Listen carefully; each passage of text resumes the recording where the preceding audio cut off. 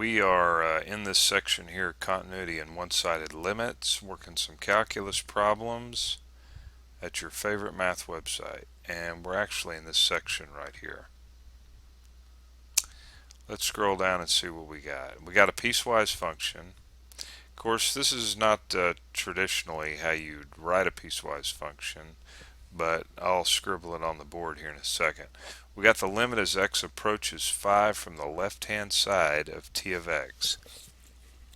So we want to figure out what that's going to be. All right. Let's go over here and let's try to adjust the screen. I don't know what's going on here. This looks like the last problem. Let's get rid of that.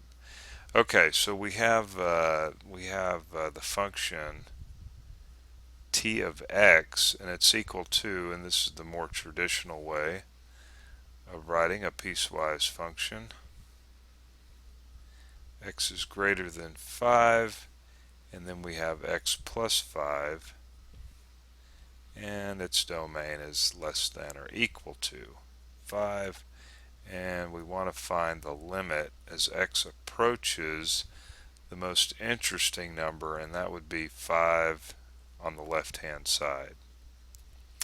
Okay, let's kind of scribble out what this graph looks like. I'm going to go ahead and label 5 about right here. And let's look at this part of the graph. It looks like, now this is definitely not going to be to scale, okay?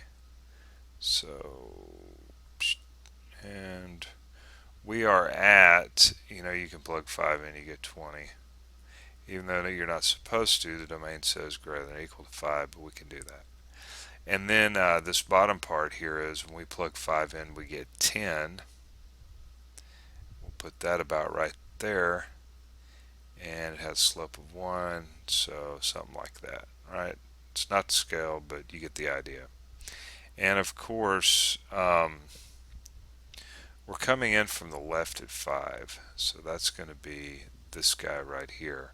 Now I could just go ahead and put in x plus 5. Now to figure out what this actually is, you can do this kind of numerically on these left-handed and right-handed limits if you had to. We could plug in a number like 4.99 into here, right, do the direct substitution, and kind of see what our value, what this limit is approaching, and of course 4.999, right? So this thing's going to converge to whatever this point is right here. Alright, and of course this is going to be 10. Okay, it's going to be 10. So coming in from the left hand side, you can see that the limit is 10. Now a little extra here on this. What if we said the limit as x approaches 5 from the right hand side? We'd have to use this one up here. And of course, as you can see, we could plug in numbers like 5.01 into this and kind of see what this is going towards, and you could see that it's going towards 20, right? And let's go ahead and talk about continuity. We can see that the graph is not continuous, so it's not continuous when x equals 5, but it's continuous everywhere else on the real number line, okay? But not continuous at 5. 3 things have to be checked.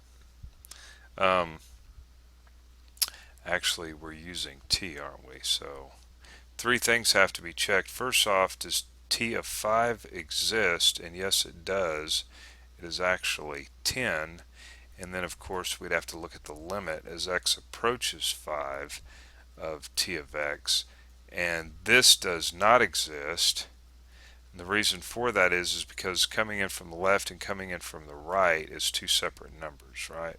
So this is where it actually fails first.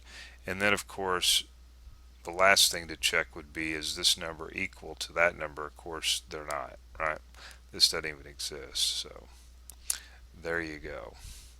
But anyway, I think 10 is what we got there. Alright, well, practice. We're in this section. Practice, practice, practice.